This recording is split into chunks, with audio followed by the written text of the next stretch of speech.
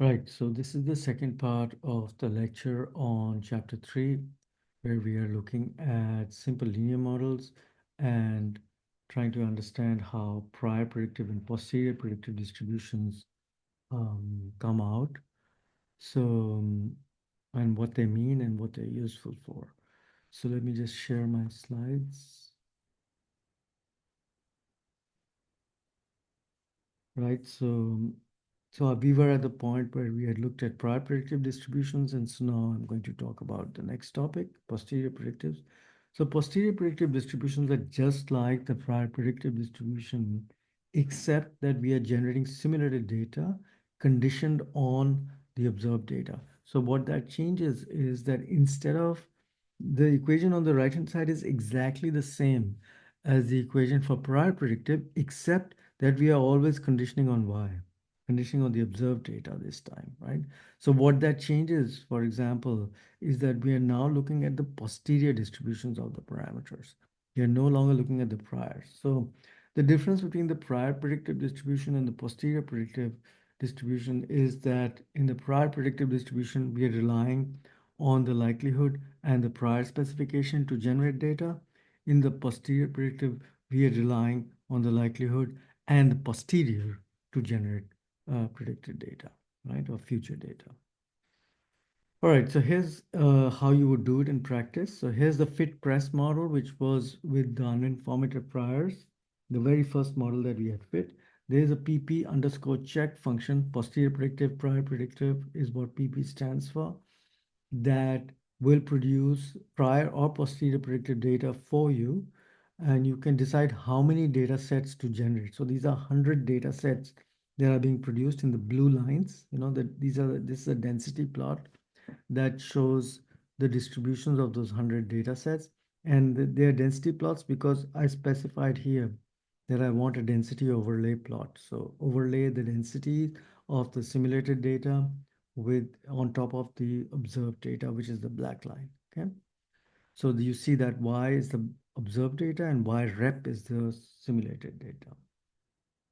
So these posterior predictive distributions here, what they're telling us graphically is that the model is reasonable in that it's producing data that's quite similar to what we had observed. That's a minimal condition that a model should be able to fit, right? If it's learned something from the data and it's producing future data, that future data should not look very different from the data that it relied on to get the posteriors. So you can do this for all the other models that we had fit. Remember, we did sensitivity analysis. So you can take the other models with the other more extreme uniform priors that we had defined. You'll see that there's not much difference in the posterior predictive distribution. But if you use informative priors, you see a sudden shift of the posterior predictive distribution to the right, right? So that's the influence of the informative priors in action here.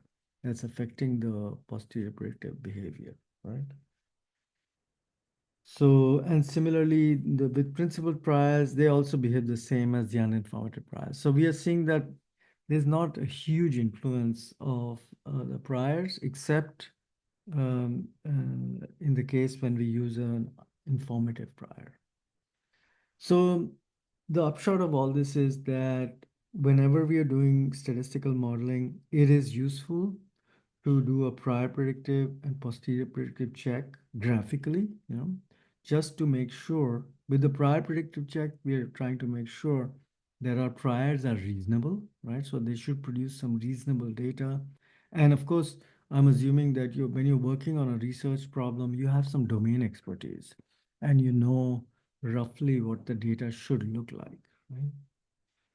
The posterior predictive data have the purpose of, they serve the purpose of showing us whether the model is going to produce reasonable data after it's observed the data that was at hand.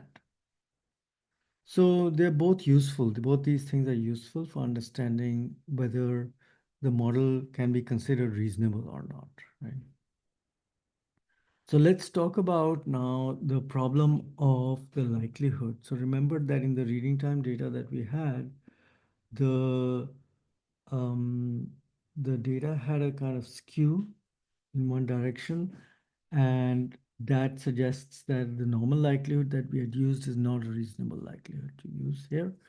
And so one alternative that's available is to use the log normal likelihood. So what one could do with the reading time data is log transform it, right? Run it through the log function. And if you do that, then it would become more symmetric. And the reason for that is that the logarithm, the log transform, will downweight those extreme values. Right? So they will squeeze them. They squeeze the extreme values closer to symmetric distribution. And so we end up with a roughly normal distribution. Now, when I say that, when I make this statement here, that you take the log transform on the data and you get a normal distribution with some parameters mu and sigma, that's exactly the same thing as saying that we take the original y, the original reading time data at the millisecond scale, right? And use the log normal likelihood with the same mu and sigma parameters that determine the shape of that skewed distribution. So you can directly model the skew in the observed data by using the log normal, or equivalently, you could log transform the data and treat the likelihood as the normal. So that's why very often what happens is that when one is looking at, positive only data, so this could be things like salaries, if you're modeling salaries or something, or heights or weights, right? So none of these numbers can be negative, right? Or IQ, any of these things. So you can't have negative values there.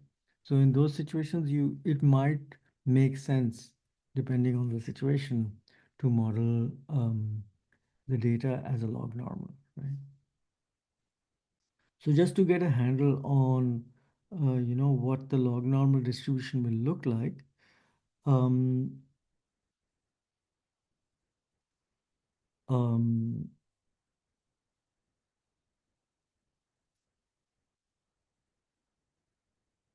you can let's just see how this will work. Okay, so um, let's take an example of um, log normal distribution with mu 6. This is on the log scale now. Okay, um, a mu of 6 doesn't mean 6 milliseconds. It means 6 log milliseconds. Okay, so we are using a much smaller number here for modeling reading times in this case. So mu is 6, sigma is 0.5. This is also on the log scale. And we're going to generate 500,000 data points here from the log normal distribution. Okay. So if I do that, right, let's run this. Or let me do this in the actual file.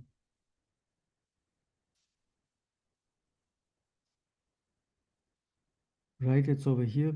So once I draw these distributions, I can just plot them, and you'll see that they have this characteristic skew. If I take the log of this distribution, right, what will change is that, let's look at the distribution once I log transform these, right? They become much more symmetric and look a lot like the Gaussian distribution, right? So in fact, if I were to overplot the normal distribution, you would see that it would be sitting on top of the normal distribution with mean 0. Oh, sorry, with, with mean 6 and standard deviation 0.5. That's what it would look like. Okay. So that's the relationship, between the the log transformation of some data like reading time data or some other skewed data, and the treating the data itself in its original scale. So in this case, SL is the data in the original scale, right? You can see that it's not log transform data. This is the original data that has the skew. We just saw that, right? This is the original data that has the skew. But if I were to log transform that data, I would get a normal distribution. So that's what I was trying to explain here in this equation here. Okay. So one practical implication of this is that, the mean of the log of the SL data is going to be roughly the mean that produced the data here. So it's a maximum likelihood estimate. So it'll be close to that, given that you have sufficient data. And one important thing is here, if I've got a log millisecond mu defined here for 6, I could take the inverse of the log, which gives me back the um, the median value of the dependent variable on the original scale. So coming back to the millisecond scale, log millisecond mean in the log normal distribution is amounts to saying that the expected median value of the observed dependent variable, that is reading times in my example, is 403 milliseconds. Okay, so back transforming the parameter mu will give us back the median, right? It doesn't give you back the mean, because the formula for the computing the mean involves the standard deviation as well. The mean is dependent on the standard deviation, and that involves a slight complication because the the dependency between the mean and the standard deviation means that these two variables play a role in determining um, the the mean of the distribution. That's why we are going to work with the median, which is going to be only dependent on the mu specification, so the location parameter of the log normal distribution. So I kind of went over this very superficially, but in the textbook, we do have a box in which we explain in detail how the median and the mean are computed in the log normal distribution, and the formula for the mean is also given there, so you can look it up and study that later on. In practice, at least in our textbook, we won't be using the calculating the mean back transformed from the log normal when we are investigating our data. We'll be working with the median value. So we simply need to back transform our parameters on the log scale back to the original scale, in this case, the millisecond scale, by computing the median. Okay, so we'll be working with the median in this book. All right, so where was I? Yes, so this is the skewed distribution that you would get when you run this code. I just did that for you as well. The only difference is that this is in ggplot2 and my code is in base R graphics. I'm just using standard base R graphics here. Okay, so for our problem, the button pressing problem, we are going to now assume that the response times are, or the button pressing times are coming from a log normal. So what changes is just the likelihood function, and what changes is the mu and sigma, which are now on the log scale. So this is a very common mistake that people make. They forget, when we switch from the normal to the log normal likelihood, they forget that the mu and sigma parameters, the location and scale parameters, are no longer on the original scale. So a common mistake is to actually define priors on mu and sigma as if we were working on the original scale. So for example, remember that we defined a uniform prior in the very first model that we fit for mu. The prior on mu was uniform 0 to 60,000. 0 to 60,000 on the millisecond scale is interpretable, because you could have 60 seconds in theory, right, as reading time or button pressing time, but 60,000 on the log scale is going to be basically infinity, right? Because if I take the exponent of 60,000, let's do it. Never done that before. Exponent of 60,000, right? That takes us straight to infinity, right? So we don't want really big priors on a scale like 0 to 60,000 anymore. That's why You have to be careful when you're working with the log normal to think about the parameters in the appropriate scale here. Okay? So here we've got a scale of 0 to 11, uniform 0 to 11, for sigma also uniform 0, 1. So these are radically different from the original priors that we had when I fit the very first model with the normal likelihood, right? So just be careful about that. And so how to generate simulated data from this model? So we have not seen any data yet. We are just going to generate prior predicted data. So what we do is we decide on how many data points we're going to generate. That's the number of observations. And this is taken from the nrow function from the actual data frame. So we want to generate simulated data sets with the same length as the observed data that we have. Okay. So, and then what we do is we will generate a certain number of samples. So we decide on the number of samples in advance. So 1,000 samples for mu, 1,000 for sigma. We're going to generate samples from the prior distributions that are just defined, okay? 1,000 samples each. And then what we're going to do is there's a function that you will find inside the slides, the code associated with the slides that are provided. And it's also in the textbook, of course. There's a function called normal predictive distribution. This is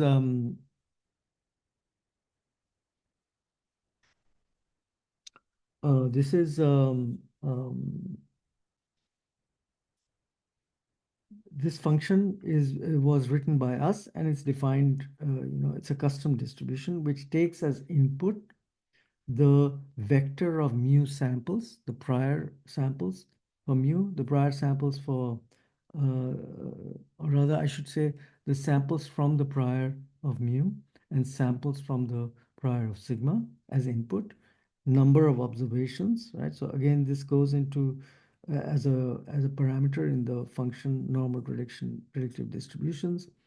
And then what it produces is log normally distributed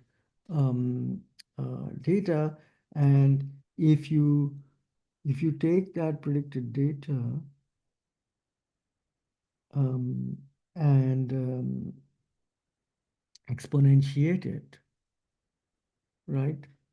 Then what will happen is that you're going to end up with the original scale, the reading time data, the data on the reading time scale, but the data which is coming from the log normal distribution. So what we are doing here, once again, is that we're starting with the normal likelihood, defining our priors on the log scale, right? Defining our priors on the log scale. So literally what I'm doing is something like this. Let me do that here, okay? I'm taking R norm. I'm producing, let's say, 1,000 observations or 100 observations or whatever with a mean of 6 and a standard deviation of 0.5, right? So when I do that, if I exponentiate this, right? If I exponentiate these observations, that's what's happening here, right? I will get that skewed distribution that you would expect. So let's see what it looks like, okay? So now, what we are looking at in this figure now is the code. Of course, you will have to see when you look at the either the book or the slides. What I'm plotting here is the distribution of the prior predictive data's means, because we have multiple simulated data sets that we generated. So for all the data sets, for each one of the simulated prior predictive data sets, we could compute the mean of each of those simulated data sets and then plot the distribution of the means, right? So that's what you're seeing here. And so what you're seeing is that the distribution of the means is really widely spread out with over very large numbers on the millisecond scale. And we got to the millisecond scale by exponentiating the log scale data, right? Which was coming from a normal distribution. So, so basically, what this tells me, this first plot here tells me that my priors are very, very broad. They're too wide because they're producing a distribution of means in the simulated data, in the prior predictive data, that is way too broad. I should not be getting so much variation, right? Similarly, the median values are also very variable. The maximum values of each of the data sets, the distribution of those maximum values are also very large and very variable. Minimum values as well. Oh, sorry, this should have been minimum. There's a typo. I'll fix this. I keep getting this mistake in these slides. I have to remember to fix this. But this is supposed to be the minimum values, right? And there you can see that they're also very variable. So what this plot is telling me, these are the statistics that we computed, the mean, median, maximum, minimum on the set of simulated data sets we created, the prior predictive data. And what this is telling me is that my prior specification is way too vague.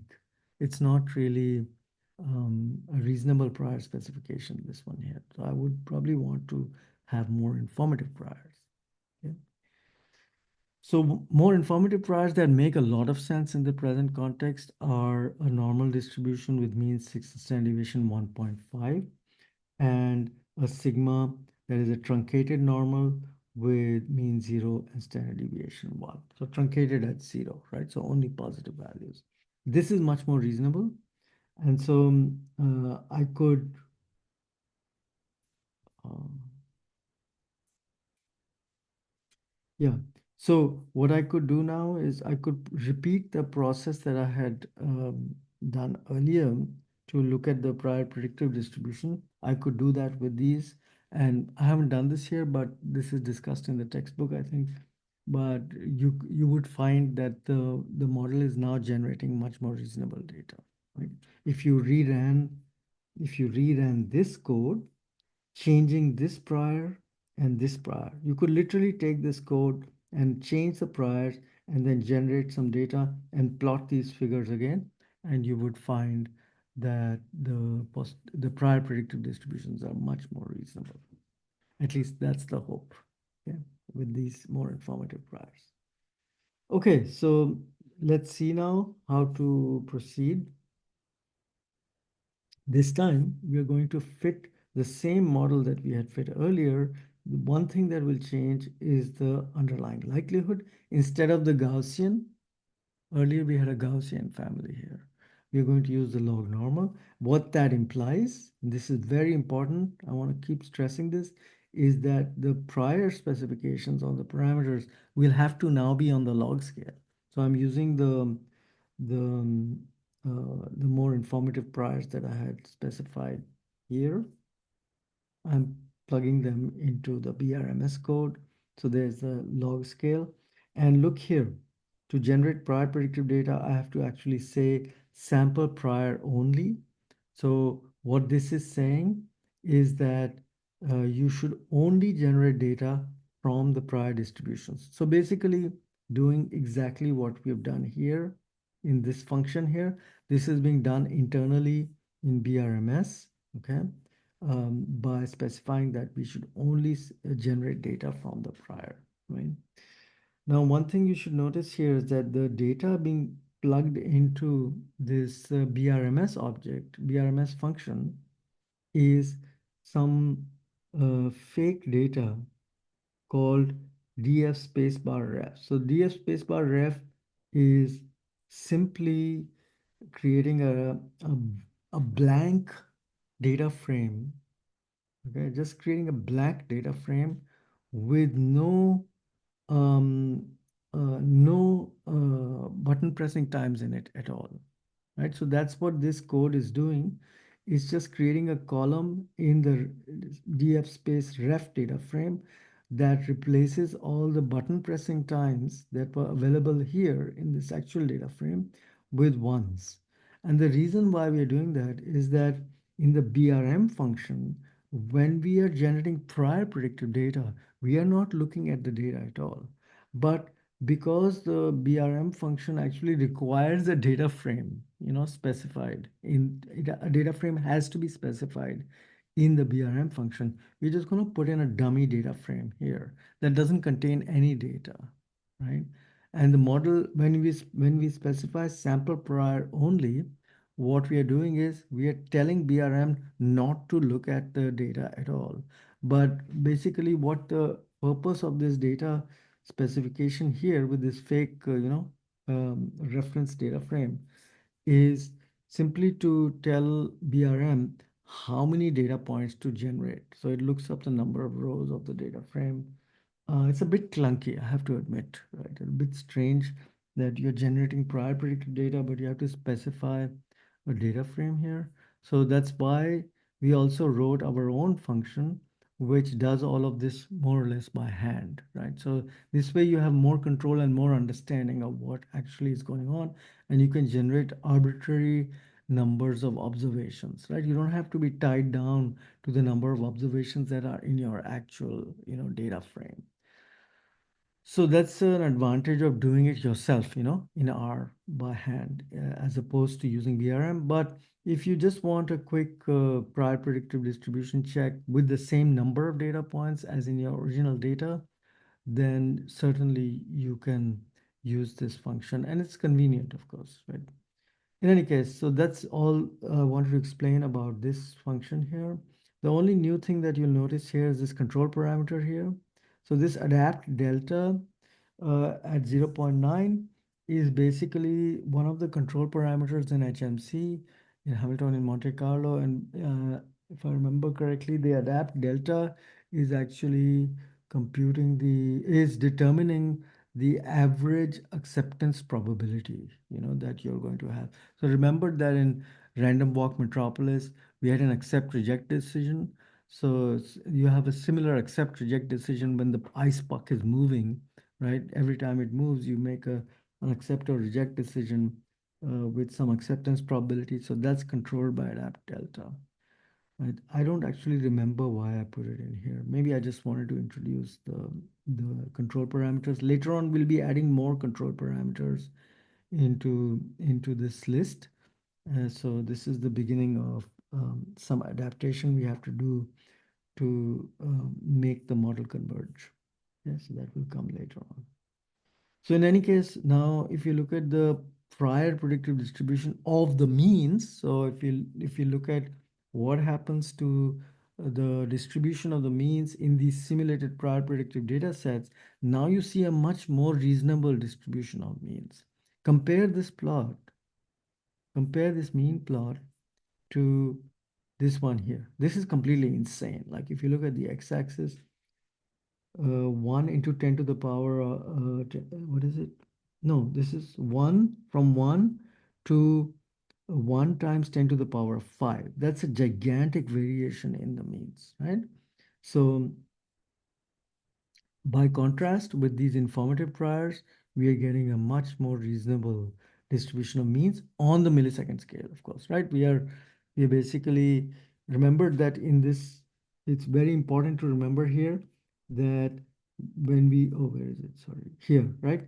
When we are fitting this log normal likelihood, the dependent variable in the model is on the original scale, right? Because remember, I showed this earlier. Remember that this y is on the original millisecond scale here, and we are assuming a log normal likelihood, right? We could have fit exactly the same model by first log transforming the data and then assuming a Gaussian likelihood. So let me just do that quickly, actually, instead of just talking about it, right? So where is the BRM function? Yeah, here it is, right? So I need to load some libraries, just a second.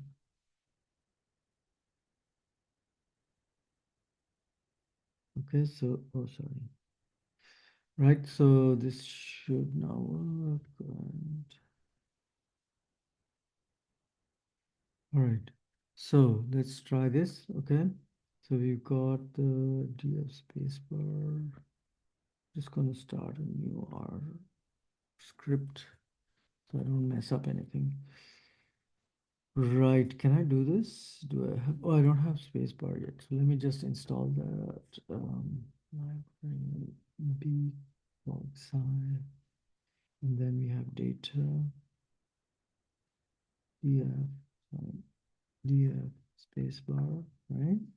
So now I should be able to mutate the data. Now I've created this fake data frame, right? Look at this. It just contains ones instead of reading times, okay? Just contains ones here. And so now what I'm doing is I'm fitting a log normal likelihood with the um, where in the model, what I'm saying is that my dependent variable, of course, in prior predictive data, there isn't any observed data, is on the original scale. So when I fit this model, let me fit it.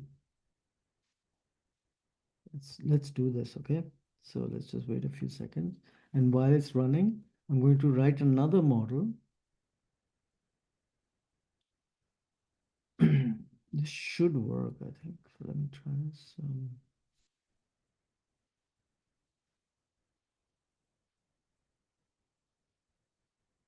So what I'm doing now is I'm log transforming the data and assuming a Gaussian likelihood, right? So I've never done this before, but let's see if this works, okay? So this should give us exactly the same results. So first, let me show you the results of this model as a summary. The summary output shows me that the um,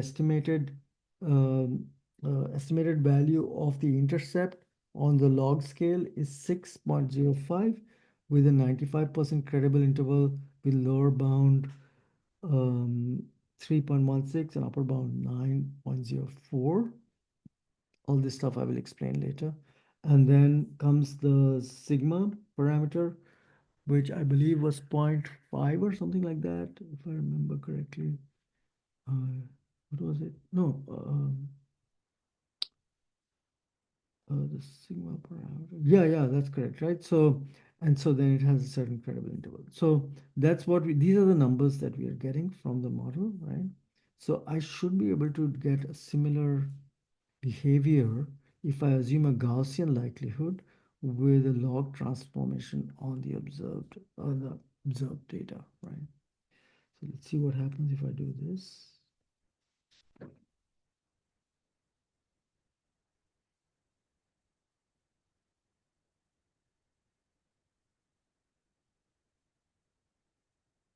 Right, so let's get ready to summarize the results and compare them. Yeah, so and you will see that the the values are very close. Okay, so of course there will be slight differences because of floating point stuff. But it's close to 6, and this is also very similar to the estimate that we got earlier, right? So it's not very different.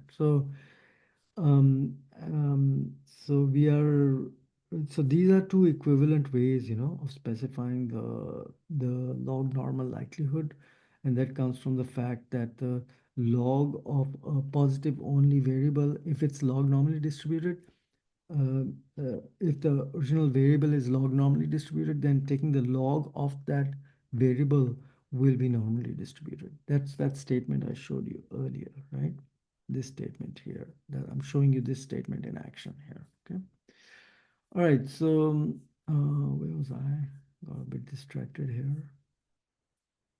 Right. So now you can look at the prior predictive distributions of those statistics that we looked at earlier, like the minimum and maximum values, and now you see that they are much more reasonable. This is just reproducing the prior predictive of the means, and here's the prior predictive distribution of the means again, and the minimum and maximum values. Now you see that the range of minimum and maximum values is somewhat more reasonable. It's not like really that reasonable. The maximum values are going up to 100 seconds. What the heck? I mean, that's way too broad.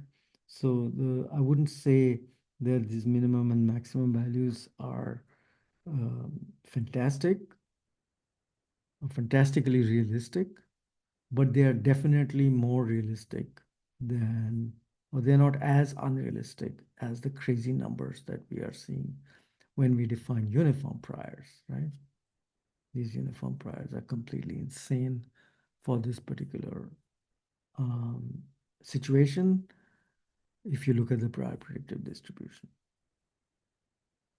So in practice, when I'm doing statistical modeling, I generally prefer to define reasonably informative priors on the parameters, knowing that if I have sufficient data, the fact that the priors might be slightly too permissive, that it's not really going to matter, because once the data have been used to derive the posteriors, I will get reasonable posterior predictive distribution. So the model will learn something from the data, and what I will get from the data is the posterior distributions that make what I will get from the data and the model are posterior distributions that make a lot of sense, in the sense that they produce reasonable data, reasonable posterior predictive data. So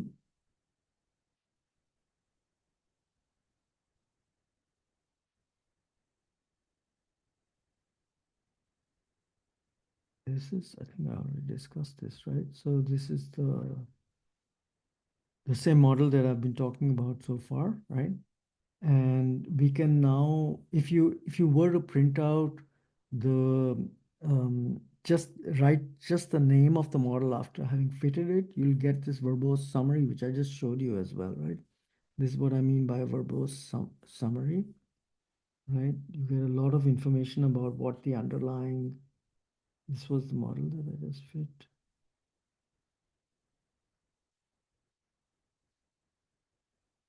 Where is it?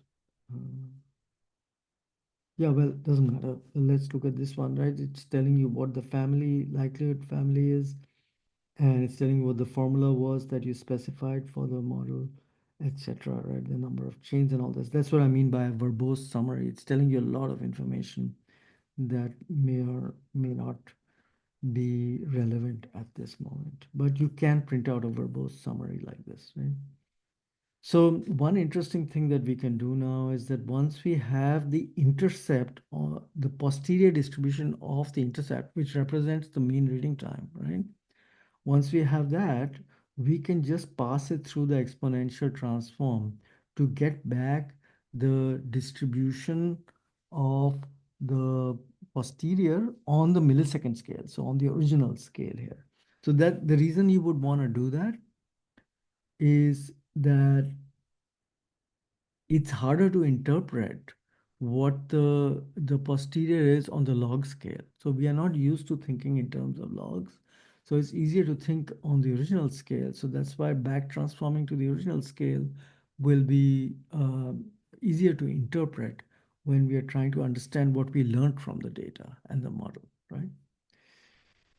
The posterior predictive checks are done with the pp underscore check function again, right? So this is now using the posterior distribution to generate data, and you can see that this is pretty reasonable. And one question that you can now ask is, are are the posterior predictive data now more similar to the observed data or not? They should at least be somewhat similar to the observed data, because you've been trained, the model's been trained on that data, right?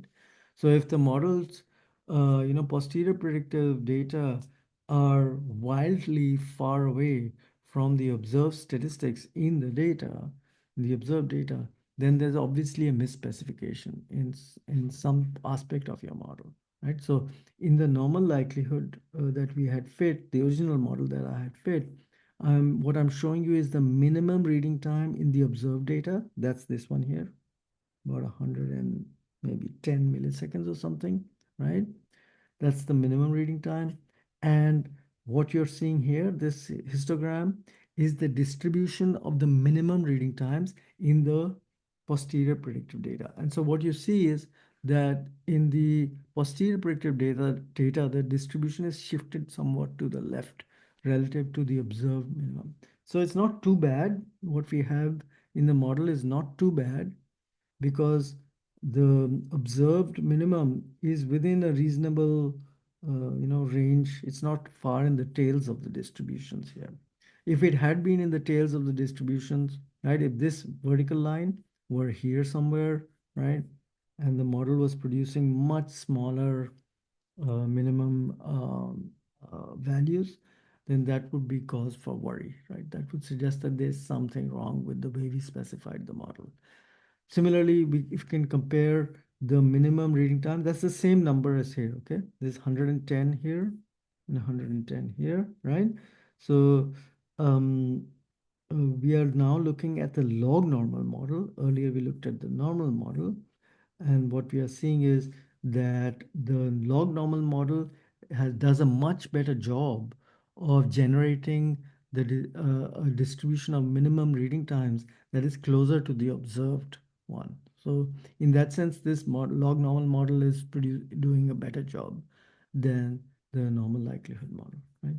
Similarly, we can look at the maximum reading times in the normal likelihood model, and we see now a situation where we got very heavy misspecification.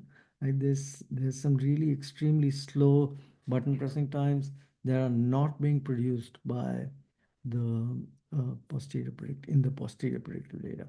But the log normal model is not doing much better either.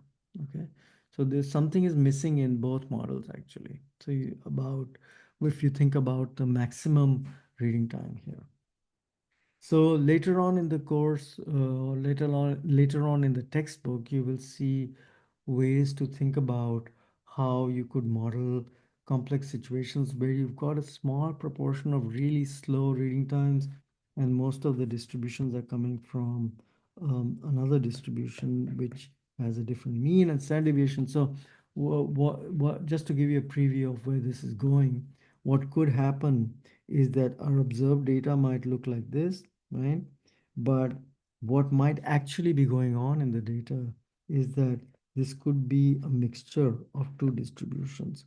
So there could be one distribution that is very, very slow, but rare reading time, rare occurrences, of slow reading time. And the majority of the data might be coming from this distribution. So this is called a finite mixture model.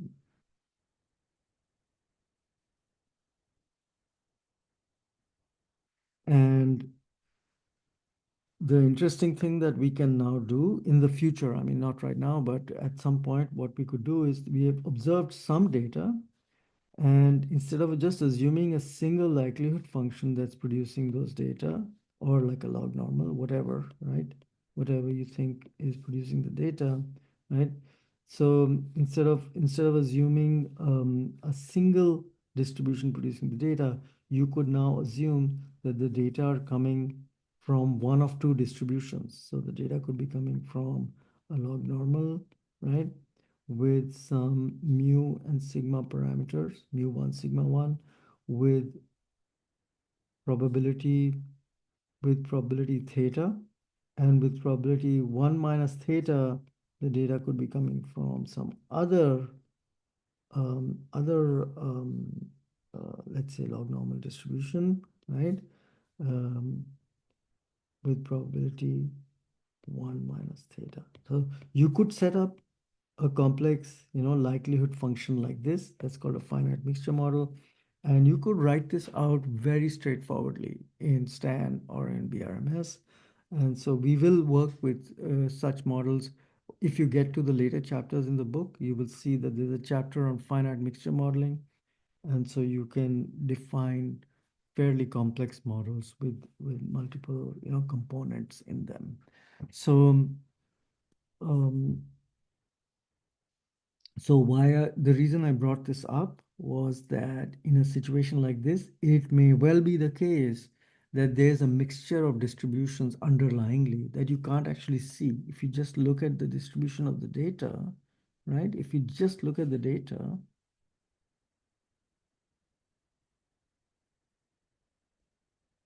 it's not at all obvious that, sorry, did this not work? Why do I not have space? Right? I have DF space. Space bar. Sorry. Yeah, that's stupid of me. Space bar, right? So if you look at the distribution of the data, it's not at all obvious that there is a mixture process in play here, right? But you could test that statistically now by assuming a mixture process and checking if the model with a latent mixture process actually is producing those rare but slow reading times. So those rare events could be modeled as a separate latent distribution, right? So that's how I would deal with, that's one way that you could deal with such a misspecification in the log normal model, not assume a single likelihood function producing the data. All right, so basically what we saw in this lecture was two simple examples of a linear model. I used two separate likelihoods. One was the normal, one was the log normal. I did some sensitivity analysis and showed you how to produce prior predictive and posterior predictive distributions. And I also tried to show you the relevance, of these prior and posterior predictive distributions, and hopefully this gives you a good feeling for how you would proceed when you're fitting more complex statistical models. The principles will remain completely the same. So we started with a simple model. We went through the steps of prior and posterior predictive checks of sensitivity analysis. But as we keep elaborating on the model now, all that will change is that the number of parameters will keep increasing, right? And so one important extension that I will now work with in the next lectures. So what I'm going to be working on is, so instead of working with a simple, intercept only model, as I mentioned, right? So epsilons are assumed to be normally distributed or something, right? Whatever the likelihood, I would then transition to assuming, or let me write it like this, okay? So the model that I'm working with right now was a log normal. Beta zero is just the same thing as mu here, okay? With a standard deviation of sigma, right? So So this is actually some maybe confusing for some people. So sometimes I write mu, sometimes I write beta zero. I wrote beta zero because often in linear modeling statements like these, right, we what we want to uh, express the in the model as is when we talk about the intercept, we don't write mu normally. We could, so one could write the linear model in terms of mu, but it's traditional to use these beta parameters, beta 0, beta 1, and so on.